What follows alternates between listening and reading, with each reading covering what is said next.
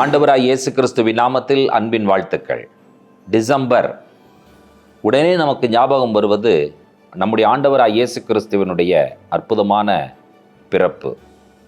இந்த மாதம் முழுவதும் நம்முடைய கர்த்தரின் குணாதிசயங்கள், அதாவது யெகோவா, எலோஹிம், எல்ஷடாய், இவைகள் எல்லாம் ஆண்டவரனுடைய குணாதிசயங்கள் என்று சொல்லி நாம் வேதத்தில் வாசிக்கிறோம். கர்த்தரின் நாமம் யெகோவா, அதற்குள் இருக்கும் குணாதிசயங்கள் அன்புள்ளவர், இரக்கமுள்ளவர், அதிசயமானவர், இப்படி பல பெயர்கள் இருக்கிறது. இவைகளை இந்த மாதம் முழுவதும் தியானிக்கப் போகிறோம். கிறிஸ்து என்னவாக, எப்படிப்பட்ட குணாதிசயங்களோடு பழைய ஏற்பாட்டிலே காணப்படுகிறார் என்கிறதான காரியங்களை தியானிப்பதன் மூலமாக இந்த வருடம் மகிழ்ச்சியாக கிறிஸ்துவனுடைய குணாதிசயங்களை அறிக்கை செய்து கொண்டாடுகிற கிறிஸ்மஸாக இருக்கட்டும் என்று சொல்லி உங்கள் அனைவருக்கும் எங்களுடைய அன்பின் நல்வாழ்த்துக்களை, கிறிஸ்மஸ் வாழ்த்துக்களை மகிழ்ச்சியோடு தெரிவித்துக் கொள்கிறோம். வாருங்கள், டிசம்பர் முழுவதும் கிறிஸ்துவின் குணாதிசயங்களை தியானிக்க உங்களை அன்போடு அழைக்கிறோம்.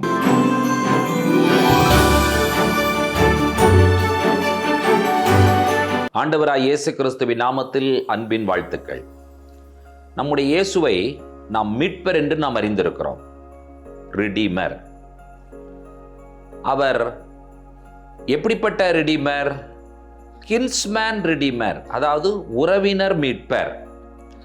வேதாகமத்தினுடைய புஸ்தகங்களை நீங்கள் படிக்கும் பொழுது ஒரு உறவினன் அவன் ஏதாவது கடன் பட்டால், இல்லாவிட்டால் அவனுடைய நிலம் ஏதாவது குத்தகைக்கு விடப்பட்டு மீட்க முடியாமல் இருந்தால் உறவினர்கள் செய்யக்கூடிய வேலை என்னவென்று சொன்னால், அவர்களுக்காக போய் அதை மீட்டு கொண்டு வந்து அவர்களிடத்தில் கொடுப்பது. அதற்கு பெயர் கின்ஸ்மேன் ரிடீமர். இதை எபிரேயத்தில் கோயல் என்று சொல்லுவார்கள். எல் என்று சொன்னால் தேவன், கோ என்று சொன்னால் உறவினர், அதாவது கோயல், கின்ஸ்மேன் ரிடீமர், உறவினர் மீட்பர். காஆல் என்ற வேர் வார்த்தையிலிருந்து, அதாவது ரூட் வேர்டிலிருந்து வந்ததுதான் கோயல் என்ற எபிரேய வார்த்தையாக காணப்படுகிறது. அதனுடைய பொருள் என்னன்னு கேட்டீங்கன்னா, மீட்பது, மீண்டும் வாங்குவது, மீண்டும் நிலைநிறுத்துவது என்பதாகும். இஸ்ரவேல் தேசத்திற்கு ஆண்டவர் சட்டங்களை கொடுத்தார். தோரா, அதாவது இன்ஸ்ட்ரக்ஷன்ஸ், பின்பற்ற வேண்டிய விதிமுறைகள் அல்லது வழிமுறைகள். அதில் ஆண்டவர் ஒரு அற்புதமான ஒரு வழிமுறை ஆண்டவர் அவர்களுக்கு கற்றுக் கொடுத்தார். நெருங்கிய உறவினர், ஒரு குடும்பத்தில் யாராவது இழந்து போய்விட்டால் இழந்து போனதை போய் மீட்டு கொண்டு வந்து திரும்பவுமாக நிலைநிறுத்தி கொடுப்பது. அதற்கு பெயர் கோயல் என்பது பெயர். கோயல் என்று சொன்னால் அவர்தான் குடும்ப உறவின் மீட்பர் என்பது அதனுடைய பொருளாய் காணப்படுகிறது. இதற்கு ஆதாரமாக ஒரு வசனத்தை வாசிக்க கேட்கலாம். லேவியராகமம் 25ஆம் அதிகாரம் 25வது வசனம். உங்கள் சகோதரன் தரித்திரப்பட்டு தன் காணியாட்சியிலே சிலதை விற்றால் அவன் இனத்தான் ஒருவன் வந்து தன் சகோதரன் விற்றதை மீட்க கடவன். சகோதரன் விற்றதை மீட்க கடவன், அதாவது காணியாட்சி. அவனுடைய சொத்தில் ஏதாவது விட்டுட்டான்னா, அதாவது பார்த்தீங்கன்னு சொன்னா இன்னொரு இடத்துல அதை அடமானம் வைத்து மீட்க முடியாமல் இருந்தால் குடும்ப உறவினர் என்ன செய்ய வேண்டும் என்று சொன்னால் வந்து மீட்க வேண்டும். அதே போல யாராவது தன்னுடைய நெருங்கிய உறவினர் அடிமையாக விற்கப்பட்டால் அவனையும் என்ன செய்யலாம் என்று சொன்னால் அந்த குடும்ப உறவினர் அந்த அடிமைத்தனத்திலிருந்து அவனை மீட்டு கொண்டு வரலாம். குடும்ப உறுப்பினர் ஏதாவது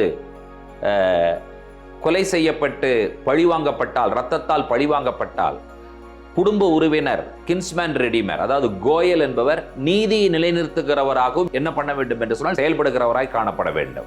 கோயல் என்பவர் வம்சத்தை காப்பவராகவும் இருக்கிறார். ரூத் உங்களுக்கு தெரியும்.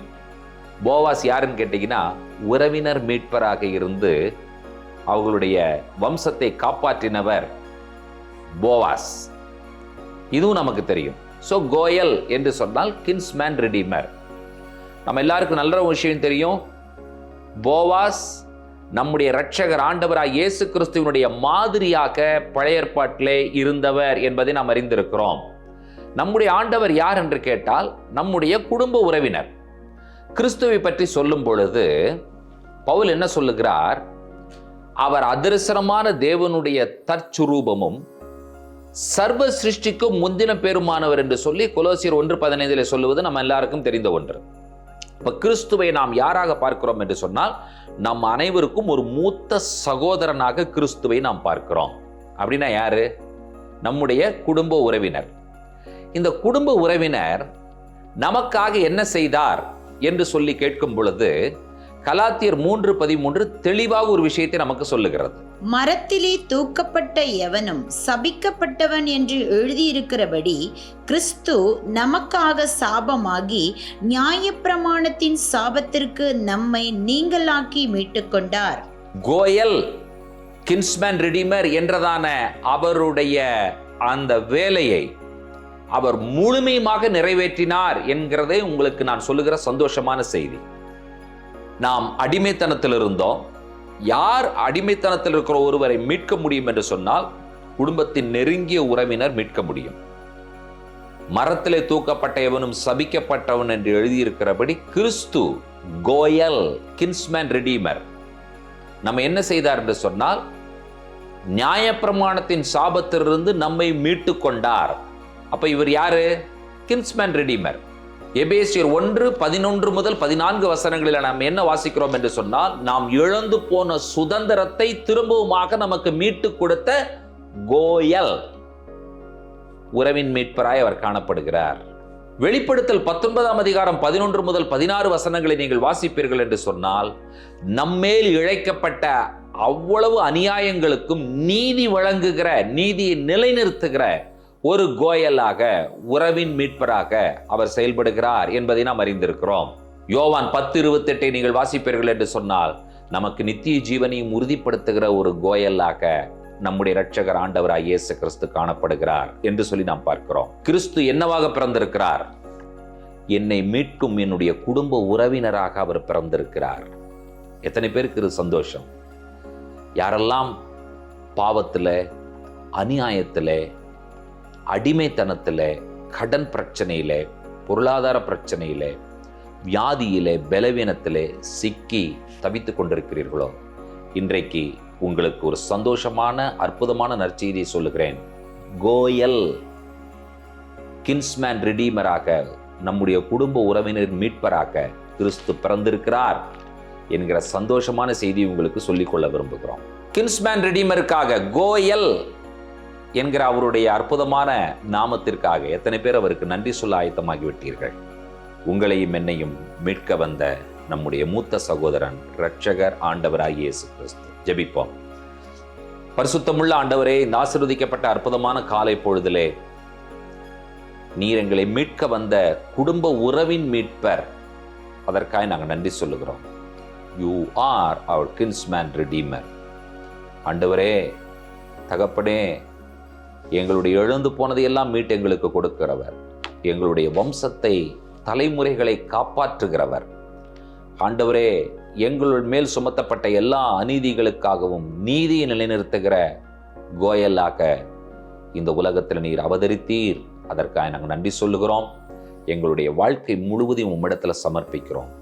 எங்களை மீட்டு நிலைநிறுத்தி உம்முடைய உறவினன் என்கிறதான அந்த அந்தஸ்தில் எங்களை திரும்பவுமாக சேர்த்து கொள்ளுகிற மகாபிரிய தயவுக்காய் நன்றி சொல்லுகிறோம். துதி கனமை உமக்கே ஏறெடுக்கிறோம். இயேசு கிறிஸ்துவின் நாமத்தில் வேண்டுகிறோம் பிதாவே. ஆமேன், ஆமேன். நம்முடைய கர்த்தராகிய இயேசு கிறிஸ்துவின் கிருபையும், பிதாவாகிய தேவனுடைய அன்பும், பரிசுத்த தேவாவியானவருடைய அந்யோன்ய ஐக்கியமும் சிநேகமும் நம்மனோடும் கூட கர்த்தருடைய வருகை பரியந்தம் நீடித்து நிலைத்திருப்பதாக. ஆமேன், ஆமேன். தேவ கிருபையும் சமாதானமும் நம்மில் பெருகுவதாக. ஷலோம்.